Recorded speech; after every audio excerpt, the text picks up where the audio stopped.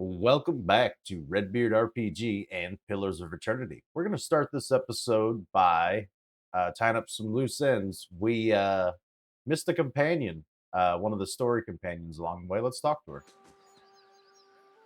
The middle aged peasant woman, dressed in brown leather, draped down to her knees, hands are working separating stringy, colorless vegetables in a pile before her, stripping the heads off long, fibrous stems with a paring knife.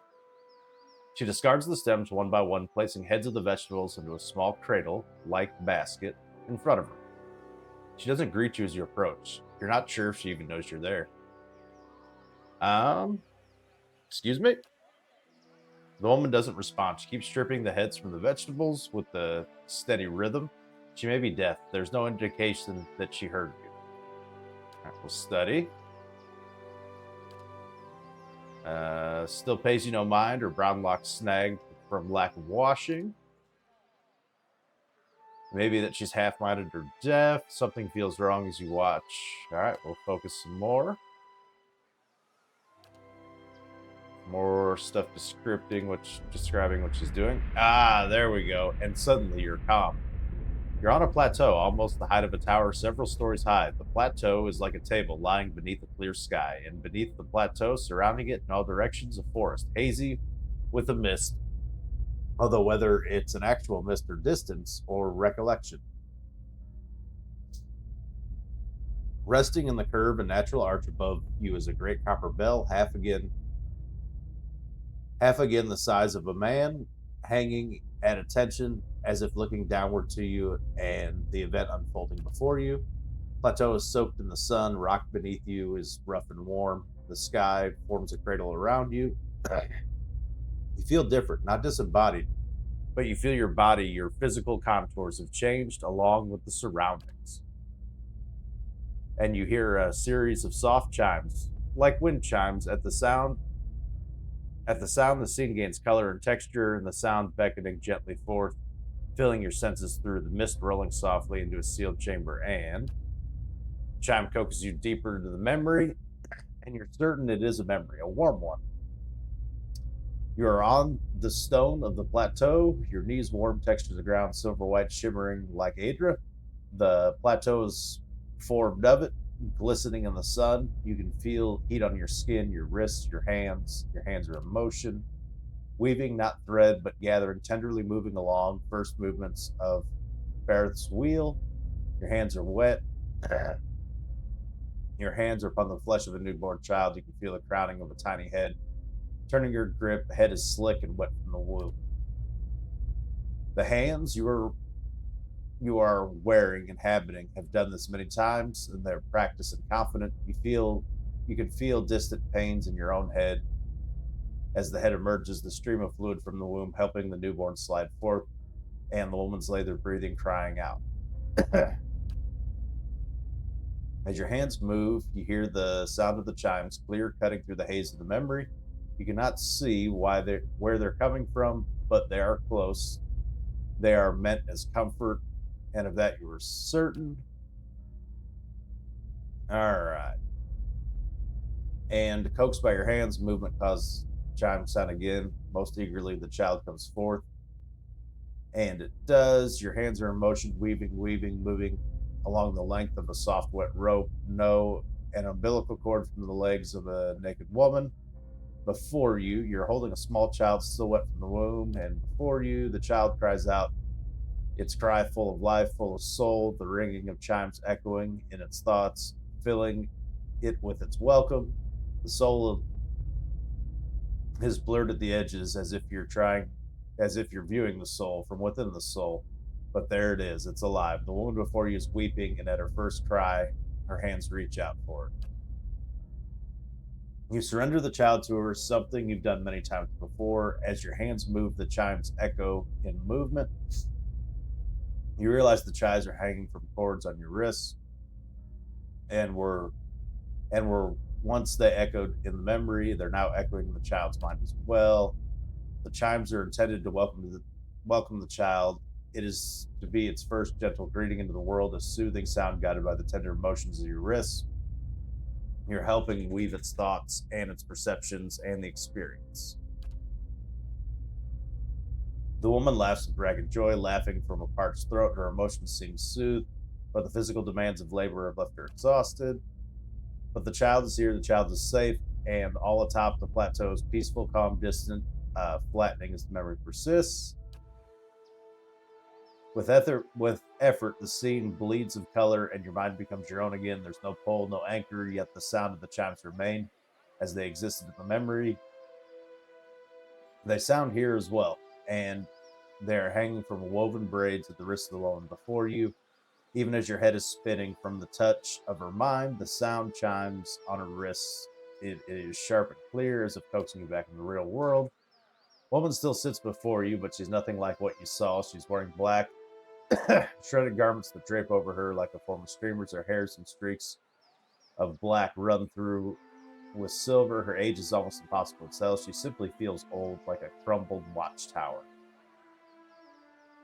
She lifts her head to face you, and you see her hairs draped across her face like a veil. What you first saw of her is a mental glamour of some sort of unconscious, and you realize what you see is not what the world sees, and perhaps first you see your true self. Still, you don't sense the threat in realization. If anything, you feel a sense of relief from that figure. You can hear her thoughts, and she's glad at last to be seen. Yeah, what'd you just do to me? I am seen, but the eyes of others do not remember. You were the first to see me as I am, the call stripped aside. Okay. Light touch in your mind, a caress, and her left hand mirrors the motion of touch. Reaching up to the air between you, you hear chimes on her wrist softly. Her hand moves. Your memories. A cadence of wheels on a caravan track. Fever. Questions by running water. Violence in a night's campfire. Arrows in the dark. And fleeing. Falling rock and cracking stone. And a storm. The storm. The storm that brushed you. Did its screaming wake you from your mind's cradle? Your memory of it is painful. Its cry is difficult to ignore. It's like a child. Many children crying out. Yeah, I encountered a bivouac, yes, and it did something to me.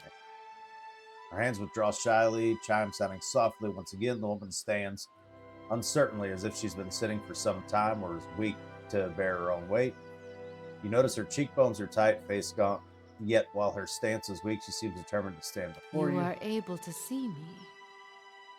It's almost a question. You suddenly realize she doesn't seem to know what you saw. When you looked at her, the image of the plateau, yet the image was so clear, so sharp, you're surprised she didn't feel you To there. see me is a rare gift. A watcher's gift.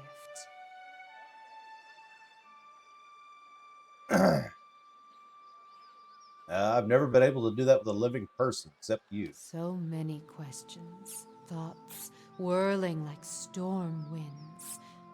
That storm still roars through you, deep beneath your thoughts, yet muted and secret, like an underground river. I cannot tell if it is carving new channels, or eroding what keeps your true strength buried. The fact that you could hear it at all, survive it, is something few have ever done. Your power will grow stronger with each soul you touch, as it allowed you to reach out to mine. Okay. There's a silence, and although it seems to last for but a heartbeat in your thoughts, it stretches out between the two of you like a pull between your minds. You blink, take a breath, and realize she wants you to ask her questions, and yet can't form the words, as if assembling them is painful, or simply there's not enough pieces. You want to come with? You feel a wave of fear, gusted with strength of relief, although oddly her expression does not change. The fear dissipates, and then you feel the strength and certainty as if the plateau from her memory lies beneath you and a calm sky looks down upon you. All right. That's how you get the Grieving Mother, a cipher in your party. I don't know if we're going to use her. I don't really know if I need a cipher. Now we did have back at the stronghold. Let's probably had a little incident to resolve there. Some people were going to be attacking. So let's go to Caed Nua. Let's take care of that mess. Then we'll figure out what we're going to do next. I don't know if it's time to push forward the main quest. Looks a little healthier than Or before. perhaps it will be...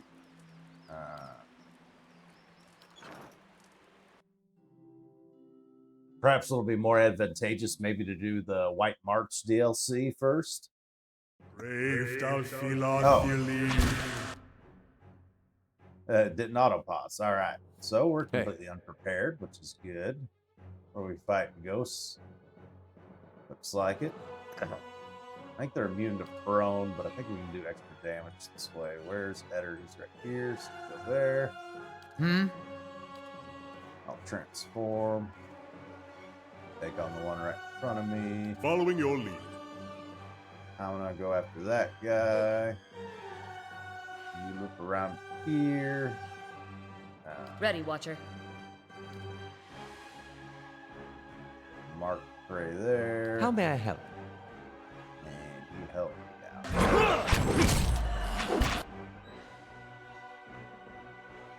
Yes?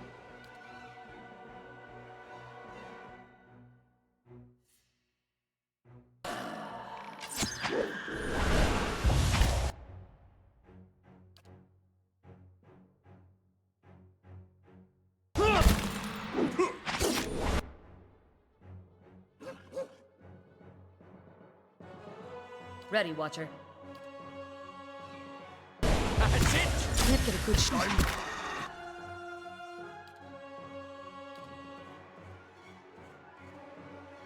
Ah, he's paralyzed. Excellent.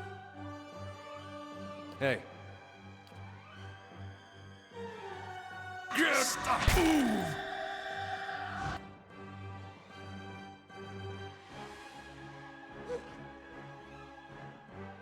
Paralyzed.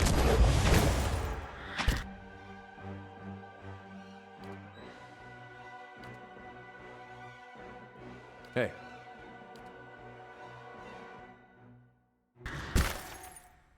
Curses! Okay, Eddar's thing didn't seem to work.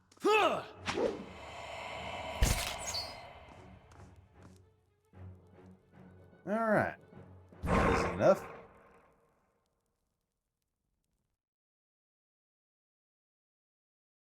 Took down a few ghosts. Nobody got particularly hurt, so I think we're okay on that front. Hey. Is there anything else we can do with this? I have heard terrible things. I worried you would not return. Is it true that there are riots in Defiance Bay, and that Avar Wolfgren has been slain? Yes, and I'll make Theos pay for what he's done. I'm sure, my lord, and much he does deserve it. May the gods harry his every step. I'm glad above all you're unharmed, but I can only hope Defiance Bay recovers. What's the state of the keep? Word of Caed Nua is spreading far wide. I expect to see visitors from every corner of the world soon. I can't tell you how wonderful it is to see the place restored. Thank you, my lord. This keep only reflects on what you've done. A moment, if you will. I've kept it too long, haven't I? I'll give you my report. Okay.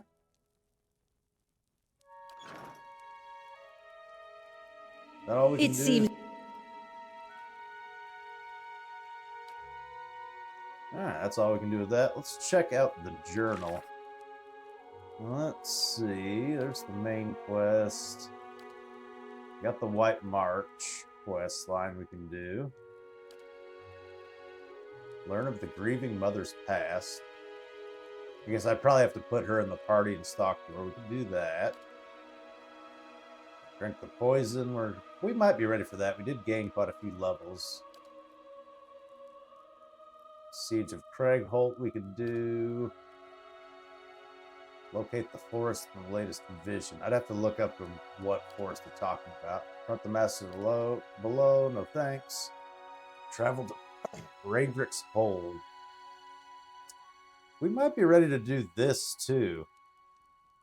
Confront Lord Radric. And delivered missive. What's this?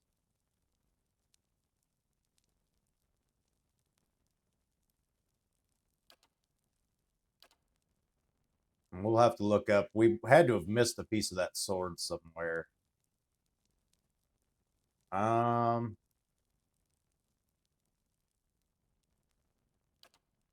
Where's Lord Radric's hole?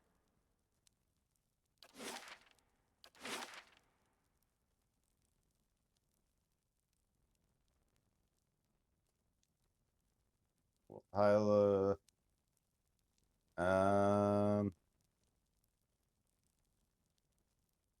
Was that not?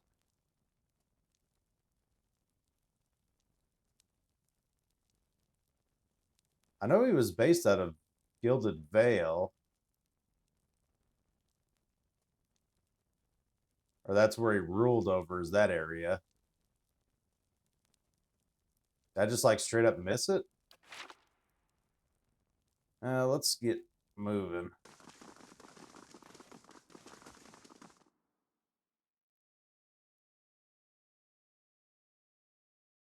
I think we're gonna try that. Looks a little.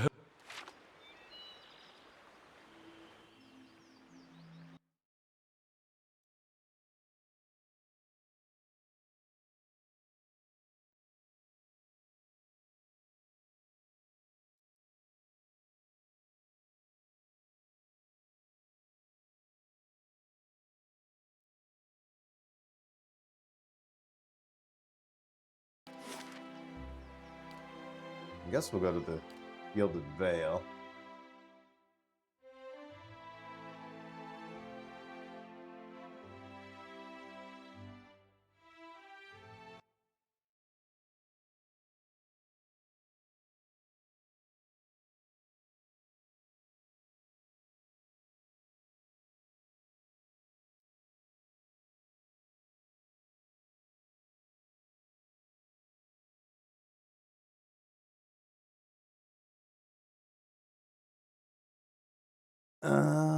Where is this?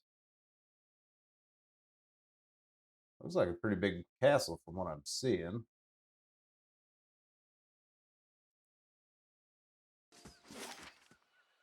It's definitely not in the Gilded Vale. Let's see.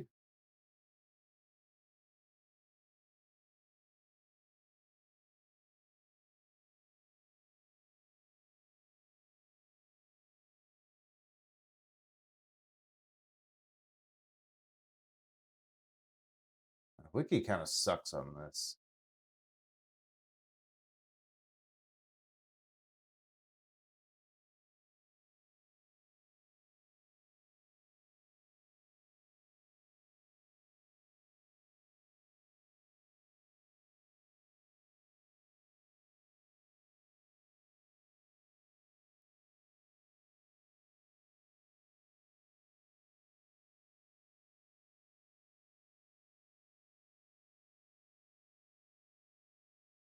Okay, it says you can enter from the ground level of the dungeons. That's not helpful.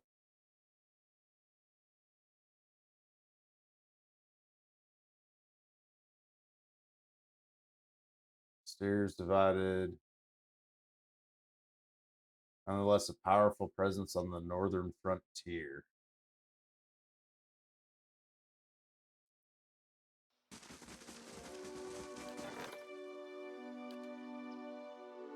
Another attack.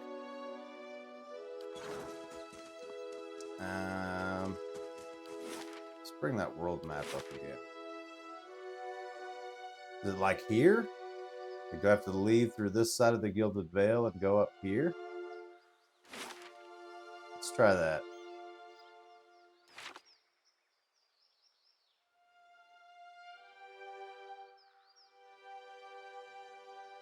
I'm almost positive we've left through this part of town before, though.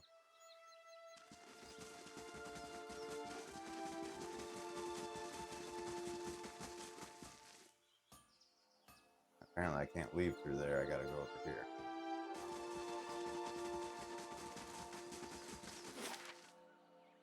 Yeah, that doesn't take us anywhere new. Am I blind? Like, what's going on here?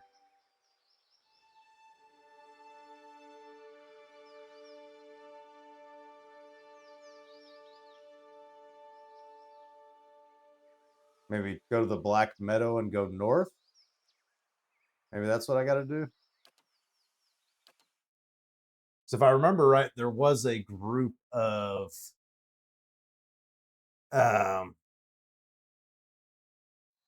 what were they? Or they're like druids or something up here that blocked the path to the north that I didn't mess with.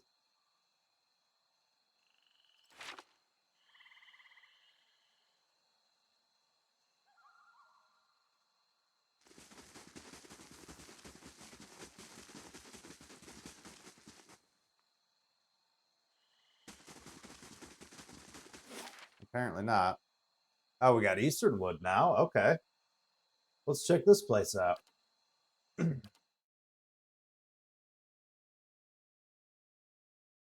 Maybe we'll find something of interest here. All right.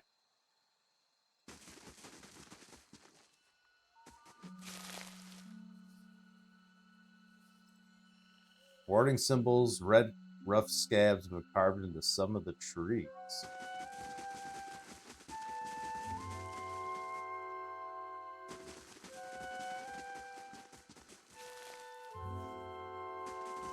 I really need to look into alchemy in this game. I've collected quite a few alchemical ingredients.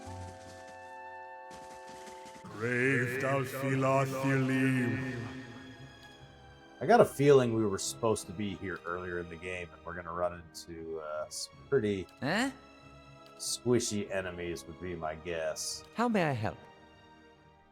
Ready, Watcher. We'll go ahead and let everybody attack. Following your lead. We can always switch it up.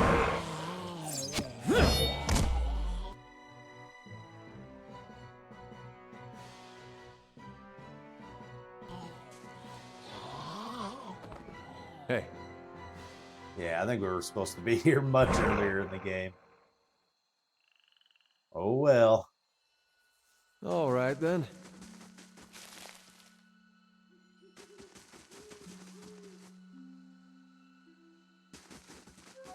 I want to make sure our exploration's nice and thorough. I don't like leaving stuff behind. Okay, we've gone all the way we can that way. Let's head off this one.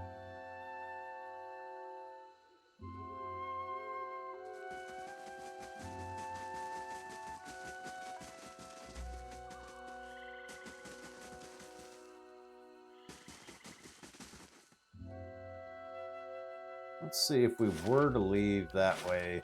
Yeah, that would just take us back to Guided Vale. That's not going to take us anywhere special. I wonder if we leave north, if Radric's hold's like right here or something like that. I don't see another spot. Like, even when you haven't discovered an area yet, normally there's like an empty spot, and that's where whatever it lives. And he should be somewhere to the north, so he's going to either be like over here, which I'm positive we've left Guided Vale from this side, or he's going to be like right here, maybe this spot up here. Maybe if we leave from the east, yeah, there'll be an option there to go somewhere. I think that's probably how this is going to go.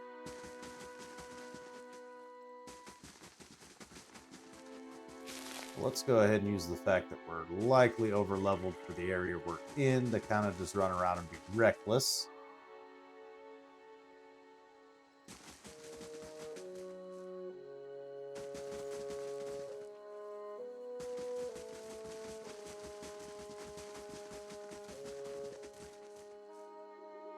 And more rough symbols carved into trees. East to Radric's Hold, west to Guided Vale. Yeah, that's what we're looking for.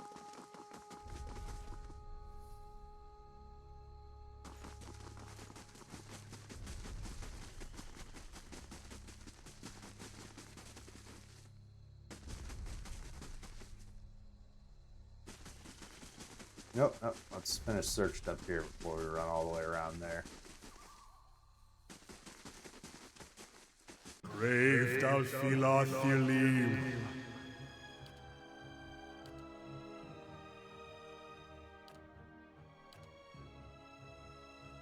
How may I help? I assume someone else is going to pop up. Wait a second. Nope.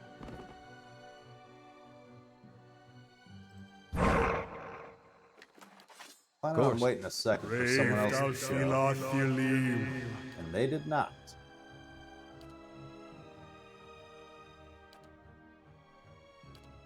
I'll employ the same strategy for now. How may I help?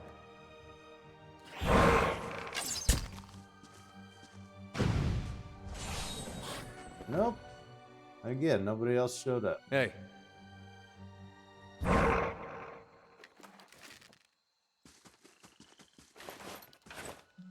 That adventure. Looks like we got a tomb of some kind. All right, over here. then.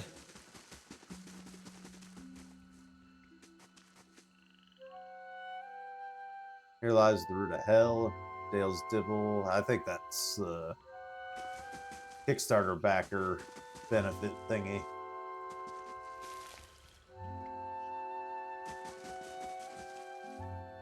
Seems to be all we can do over this way. It's another, yeah, just list the names.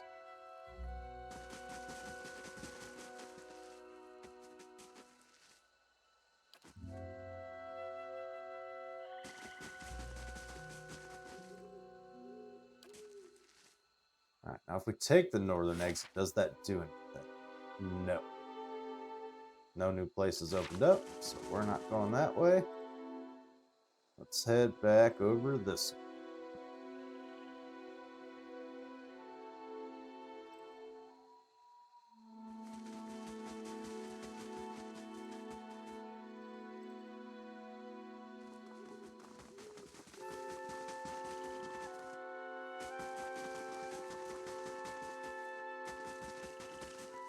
We got up here. Grave dal filathilim. Another witch.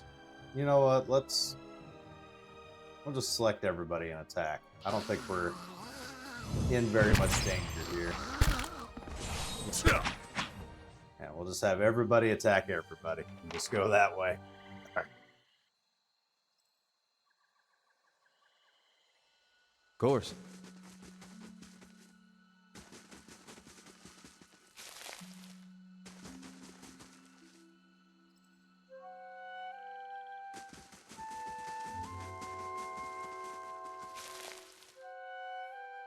Yeah, another tree marked with stuff. Grave dal filathilim. Oh, we got two enemies.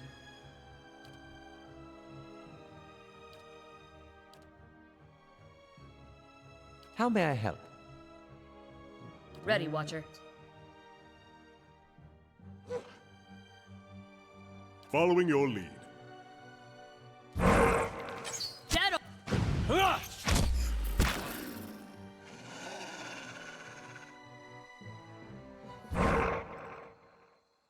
All right, then. No stuff. That adventure's got a little bit of stuff. Nothing too interesting. I have a hard time believing we're gonna get any high-level items out of here. Talk to the deer? Nope. I figured maybe since my main character was a druid, might get some special interaction there.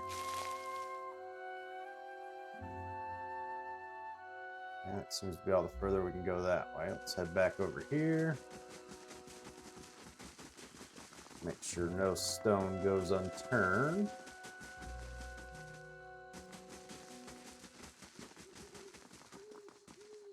All right, and I believe this goes, yes, to Radric's Hold. We found it. Excellent, excellent. Unfortunately, we're going to have to store Radric's Hold next time. Thank you guys so very much for watching, and have a good one.